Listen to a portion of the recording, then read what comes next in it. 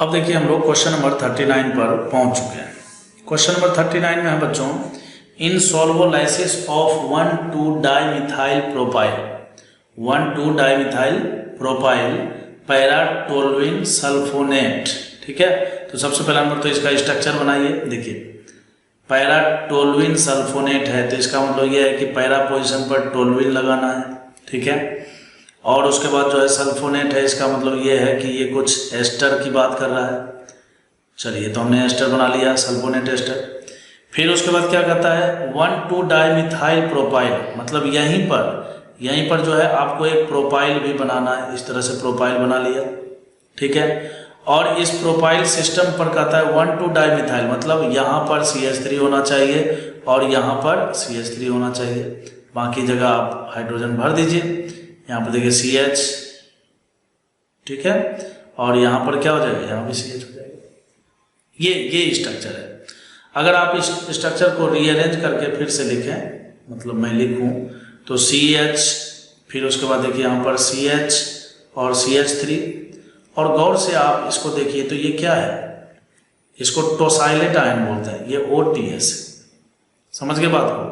तो यहाँ पर देखिए पहले कार्बन पर जो है CH3 हमने लगा ही दिया और एक CH3 यहाँ पर है। ठीक है, ये हो गया, मैंने इसका स्ट्रक्चर बनाया। इन एसिटिक एसिड, इसको जो है किस में लेना है, एसिटिक एसिड में CH3COOH। और आपको पता है कि एसिटिक एसिड जो है ये अपने आप में क्या होता है, एक वीक न्यूक्लियोफाइल होता है। और वीक न्यूक्लियोफाइल कैसा रिएक्शन करवाता है, SN1। और SN1 रिएक्शन में खास बात ये होता है कि जो लिविंग ग्रुप है ये सबसे पहला नंबर लीव करता है और कार्बोकैटायन बनता है। तो CH3CH, ठीक है, यहाँ पर CH3, फिर यहाँ पर CH और फिर यहाँ पर CH3 और यहाँ पर बन गया कार्बोकैटायन। समझ में आई बात? कार्बोकैटायन बनता है, और अगर कार्बोकैटायन में रीअरेंजमेंट हो सकता है, ठीक है, मतलब रीअरेंजमेंट करने से स्टेबिलिटी बन सकती है, बढ़ सकती है, तो हमें वो भी करना होता है। तो चलिए हम क्या करेंगे, यहाँ से देखिए अगर ये कार्बोकैटायन यहाँ पर आ जाए तो 3 डिग्री का कार्बोकैटायन बनेगा, स्टेबिलिटी बढ़ रही है, तो हम लगाएंगे 1,2 हाइड्रोजन शिफ्ट लगाएंगे। ठीक है, तो फाइनली ऐसा करने से देखिए CH3 हो गया, यहाँ पर आ गया पॉजिटिव चार्ज, और यहाँ पर क्या हो गया CH2, और यहाँ पर क्या आ गया CH3 आ गया। अब क्या करोगे, है ना, देखिए तो कहता है जब ऐसा करोगे ना आप, है ना, जब आप ऐसा 75 डिग्री सेल्सियस, इसका मतलब क्या है, हीटिंग भी किया हुआ है। ठीक है, हीटिंग किया हुआ है। अच्छा, हीटिंग करने से आपको जो है ना अल्कीन मिल रहा है और सब्स्टिट्यूशन प्रोडक्ट मिलता है। तो आप तो जानते ही हो कि कार्बोकैटायन है और वीक न्यूक्लियोफाइल है, तो इसका मतलब SN1 रिएक्शन तो होगा ही होगा, और SN1 है और चूंकि हीटिंग भी किया हुआ है कार्बोकैटायन बनने के बाद, तो इसका मतलब अल्कीन भी बनेगा। ठीक है, will be form by the mechanism, कहता है अल्कीन और सब्स्टिट्यूशन रिएक्शन हो रहा है।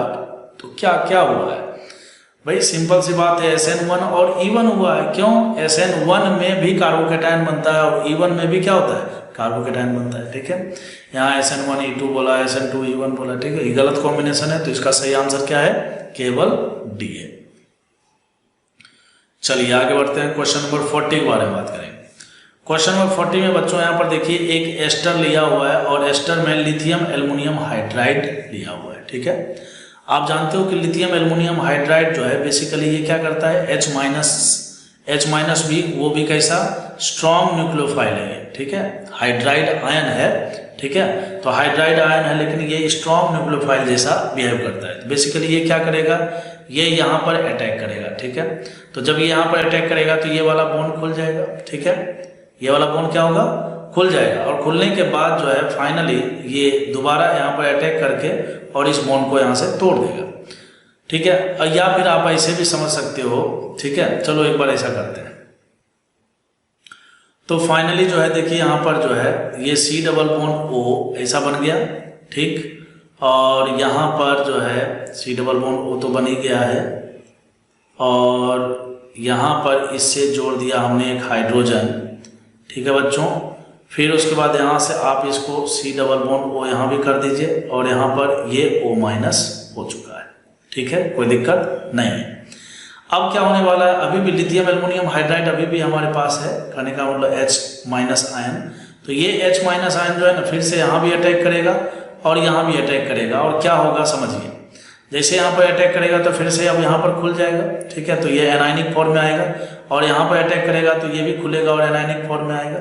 तो कहने का मतलब क्या है कि यहाँ पर H, ठीक है, एक प्रकार से मैं ऐसे लिख दूँ इसको, ठीक है, कि ये CH2 और O- के रूप में कन्वर्ट हो जाएगा, और ये तो मैंने इसके बारे में लिखा। और फिर यहाँ पर देखिए आप नीचे आ जाइए इस तरह से, ठीक है, और यहाँ पर भी ये O- के रूप में कन्वर्ट हो गया, और फिर यहाँ पर देखिए ये O- के रूप में कन्वर्ट हो गया।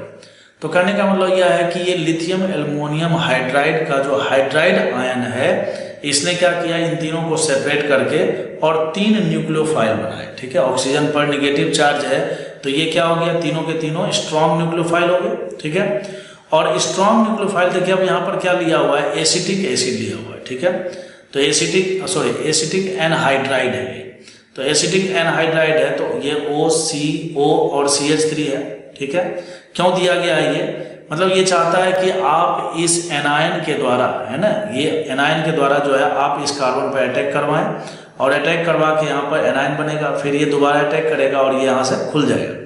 तो कुल मिलाकर बात ये है कि कहता है कि यहाँ पर देखिए X mole of acetic anhydride, तो कहता है कि इस प्रोडक्ट, है ना, कहने का मतलब जब सबसे पहले हम लिथियम एल्युमिनियम हाइड्राइड लगाएंगे, हाइड्राइड लगाने के बाद जो है कहता है कि कितने मोल, है ना, कितने मोल एनहाइड्राइड चाहिए ताकि इसके सारे के सारे न्यूक्लियोफाइल इसमें यूज है। हालांकि एक क्वेश्चन में देखिए बोला हुआ नहीं, X mole of anhydride consume बोला हुआ है, समझ गए बात को। तो एनहाइड्राइड कंज्यूम का मतलब क्या हो गया, एनहाइड्राइड कंज्यूम का मतलब ये हो गया कि जितने न्यूक्लियोफाइल बने होंगे वो सारे के सारे कंज्यूम हो जाने चाहिए। तो यहाँ पर देखिए कितने न्यूक्लियोफाइल बने हुए हैं, 3, तो इसका मतलब कितने मोल एनहाइड्राइड चाहिए हमें इसको कंज्यूम करने के लिए, बोले तो बॉन्ड बनाने के लिए, समझ गए बात को, तो 3 ही चाहिए। तो आंसर क्या हो जाएगा, C हो जाएगा, ठीक है।